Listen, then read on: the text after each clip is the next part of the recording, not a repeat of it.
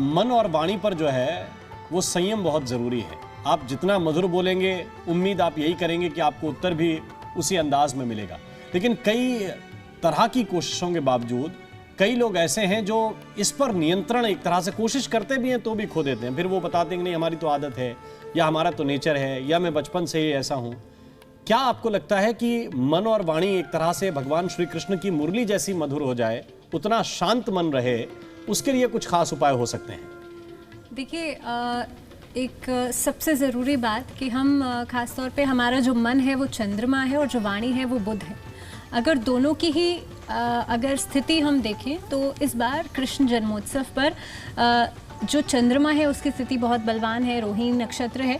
तो खास तौर पे आप चंद्रमा को बलवान करने के लिए इस कृष्ण जन्माष्टमी पर आप भगवान श्री कृष्ण को, उनका जो लड्डू गोपाल जी का स्वरूप है, उन्हें चांदी से जुड़ी हुई कुछ भी चीज़ आप अर्पित कर सकते हैं, या फिर चांदी की बांसुरी आप अर्पित कर सकते हैं, क्योंकि बांसुरी ही बजा करके वो सबको मनमोहित कर दिया करते थे। इसके अलावा अगर देखिए हम चंद्रमा को समझें तो इस शो की शुरुआत में बहुत ही अच्छे से प्रतीक जी ने समझाया था कि चंद्रमा का कितना महत्व है हम सबकी ज़िंदगियों के ऊपर, और इसे आप साइंटिफिकली भी समझ सकते हैं। और भाई अगर हम एस्ट्रोलॉजी की बात करें तो एस्ट्रोलॉजी में तो कहा ही जाता है कि चंद्रमा हमारे मन का कारक है, लेकिन साइंटिफिकली भी चंद्रमा का बहुत गहरा प्रभाव पड़ता है ग्रेविटेशनल रूप में हम सब के ऊपर। और हमारी जो ओवरऑल बॉडी है इसमें 72% पानी है, जिसका असर के रूप में हम देखें तो काफ़ी हद तक साइकोलॉजिकली हमारा मन जो है वो विचलित हो जाता है जब पूर्णिमा तिथि आती है, यानी कि जब फुल मून होता है। इसीलिए भगवान श्री कृष्ण के लिए, भगवान विष्णु के लिए एकादशी का व्रत रखा जाता है। पूरे साल भर में 24 एकादशियाँ आती हैं जो कि मल मास, अधिक मास में बढ़कर के 26 हो जाती हैं।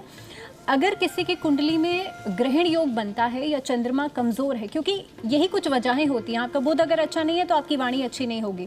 अगर आपका चंद्रमा अच्छा नहीं है तो कई बार मानसिक परेशानियाँ बहुत ज़्यादा होंगी, आपको एंग्जाइटी बहुत ज़्यादा रहेगी, आपको स्ट्रेस बहुत ज़्यादा होगा, और भी कई कारण हो सकते हैं। लेकिन इन सब चीज़ों को हम इन्हीं 2 प्लैनेट से देखते हैं।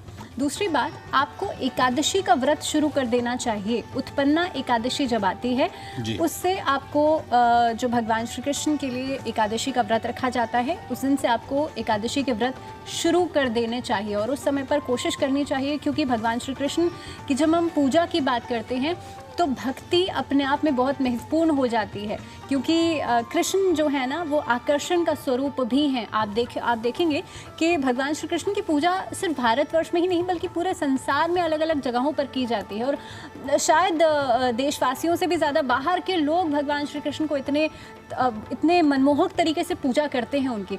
तो 16 कलाओं में भगवान श्री कृष्ण पारंगत हैं, 16 ही कलाओं में जो चंद्रमा है उनके अंदर भी पाई जाती है। इसीलिए अगर आप अपने मन को स्ट्रॉन्ग करना चाहते हैं, स्थित करना चाहते हैं, तो भगवान श्री कृष्ण की पूजा ज़रूर कीजिए, एकादशी का व्रत ज़रूर कीजिए, और एकादशी के दिन कोशिश कीजिए आप विष्णु सहस्त्र नाम का पाठ ज़रूर करें, या फिर नारायण कवच का पाठ ज़रूर करें।